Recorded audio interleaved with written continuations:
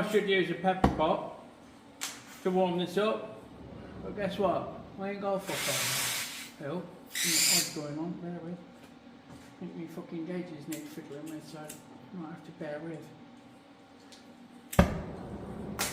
Here we go, as well. Right, nice big flame. Just enough oxygen. Everything out of the way. And then see how we fucking get on.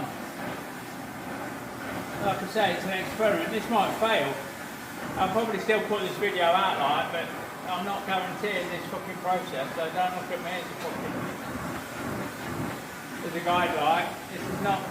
This is not a how-to bend fucking sand-filled tube with heat video. This is me trying to fucking sort this job out video. So we've got a bit of heat on, we can start bending it.